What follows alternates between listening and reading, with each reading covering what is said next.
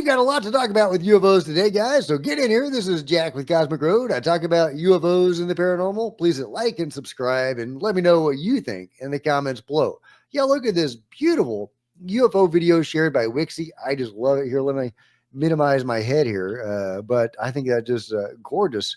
Very anomalous looking vehicle or whatever it is. I don't think that's a bird. That's definitely not a balloon. It's moving under its own power. If it's not CGI or something, I think that it's almost certain we're looking at an anomalous object here, an orb. Is this something like the Boogosphere, but with a switch flipped, activating some sort of field that generates this luminosity and possibly other effects? What is going on here? I don't know, but I think this is just a fabulous video. It pulses as direction changes. It seems to phase out of existence at points, or visibility anyway. Just a great video. So yeah. So let me know what you think about that. But I was really impressed by that. Meanwhile, we have Timothy Alberino talking about the Giants. Now, I'll probably need to make a longer video talking about some of his comments because he goes into a lot of detail and covers some really interesting territory. But here he is talking about what the Smithsonian has. It's recovered. And hold on a second. According to the Smithsonian's own documents, they have bones of giants. They do. They have, let's put it this way, they have artifacts related to giants. And I'm not reading into the documents, reading giants into them. This is what the documents say. Gigantic skeletons were found. Again, we can set aside the newspaper articles that were being published at the time, and let's just focus on the Smithsonian's own archives. They have, in one instance, they recovered a jawbone, a human jawbone that was so large it could fit around your entire head, just the jawbone. And this is on record. And they have these artifacts. They have full skeletons. How old did we know the age of the particular jawbones, the human skeletons? I don't think there was any information related to the age. It was just a registry that these are the things that were recovered in this year, some of the anomalies. Now, I've gone over some of the information that it's very possible that the Smithsonian has destroyed a lot of, if not most or all of these artifacts. At least that's one researcher who was investigating what the Smithsonian did with the giants. That's what he discovered, was that they would recover them and they would destroy them. They did not want these things seeing the light of day for whatever reason. Now he had his own theory, is more of it didn't fit the Smithsonian's view of the world and the way the world should be and how people should think about the world, etc. Now, I think that something more was going on that is connected to the broader cover-up of UFOs. In my mind, giants, having looked at the research, were real. And in fact, Timothy Alberino talks about, the Kandahar giant, not just the witnesses that have come forward publicly, but also he says he has some, insiders that have told him that this was a real deal, which means that this is an ongoing presence in our world. That these giants are still here. So, we would know about them if there wasn't an active cover up still going on today, almost certainly tied in with the UFO stuff. But I really need to go into a deeper video on that if you guys are interested.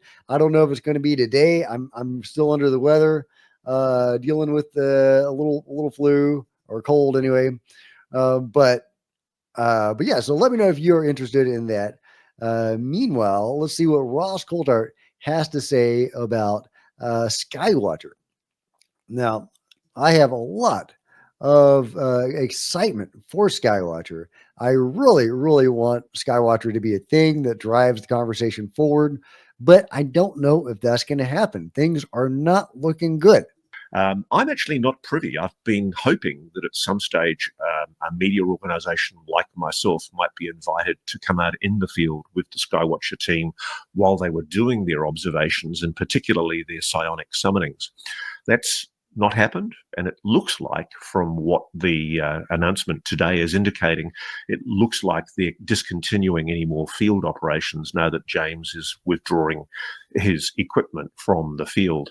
which is a great pity. I would have loved to have seen much more technology being used. For example, at one stage, I know there was talk of a NASA collaboration where NASA was going to bring a very high quality camera in to allow much more high resolution observation of objects. So I think, to be realistic, this has happened as something of a surprise to a lot of people, myself included. I wasn't aware until very recently that James was departing Skywatcher. And I think we all wish him the very, very best and hope he gets some lucrative contracts from the Defense Department. Hopefully he's finding lots and lots of UAPs.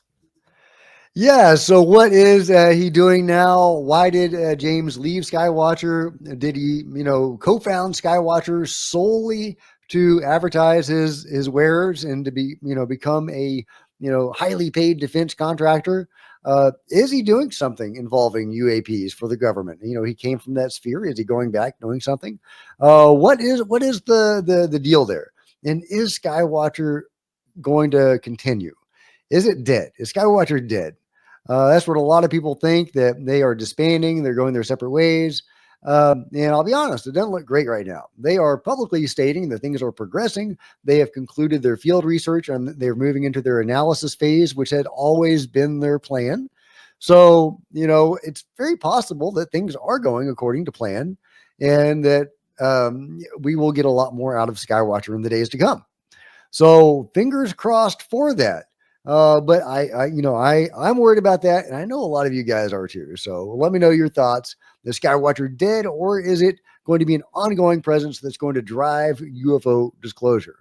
Meanwhile, another James, Ron James, is talking about a piece of alien technology that an experiencer found that was turned over to the government. Sure. So, but I was contacted while I was working on the next Accidental Truth movie by a UFO experiencer that has been, he's been involved in this for a very long time, lifelong experiencer. And he told me about some metal that he had. And as I started diving into the story, I realized that since the 1990s, different government agencies have been studying this metal. And some of the biggest names in the field right now, and I'll name names if you want me to, have been in possession of this metal and studied it. It's very, very anomalous. It does very strange things. And this guy was actually contacted by Lou Elizondo and Tom DeLonge and To the Stars Academy. They went to see him and took samples, turned them over supposedly to NASA, to the Army Material Research Lab, told him that the material had evidence of cloaking, reassembling, some of the things that you mentioned in the DARPA story that you did, which was why I brought it to you. And so we turned over samples of this to Kirsten Gillibrand's office. I gave them to them personally, and I know that they were turned over to Arrow, but we're not getting any response from them beyond the first time they sent us a question. So it's just a situation where materials are out there, and what we're finding. Yeah, they're sitting in a warehouse somewhere right next to the giants. Speaking of weird creatures, no, I'm not talking about Professor Simon. Simon, as well as Luke Caverns, have been talking about the Nazca mummies, and I love it. People are having their own theories. They're exploring the possibilities of the Nazca mummies. Neither of them have done particularly a good amount of research. They have not plumbed the depths of the Nazca mummies, or even particularly skimmed the surface of the Nazca mummies, which leads them to invent these crazy theories. Luke Caverns seems to, he puts the idea out there that they could be Frankenstein beings from some sort of shaman that was creating, Frankenstein creatures for some reason, somehow, which doesn't make a lot of sense. This is some sort of scientific way, right? Not conjuring them from, the other dimensions or something, but actually cobbling them together or altering humans to become these creatures, which doesn't make much sense. They've got fingerprints that are alien or whatever. They've got fetuses inside them that are tridactyl. He didn't do that. So the shaman didn't do that. Professor Simon thinks they could be some sort of, evolutionary branch, some sort of cousin of man, which also doesn't make a lot of sense. Some of these guys were, tiny and egg laying. So yeah, their theories don't make a lot of sense, but at least they're talking about it, and I love it. But hey, that's just my opinion. Let me know if you resonated with any of their information. Meanwhile, in this interview with Whitley Strieber, what the heck was going on? Some sort of crazy camera artifact or something slowly started to alter his face and add these little cloudy things. And then it gets even more dramatic later on. His eyes are whited out. It's nuts. What the heck was going on? This is just crazy. Some people are saying this could like correspond to his chakras, like it's over his throat and his third eye chakra or something like that. I mean, maybe. It's probably just a camera artifact. I'm sure there's a mundane explanation for it. But it is interesting. And he does get a lot of stuff like that happen. If you watch his channel, he frequently has some sort of technological issue going on.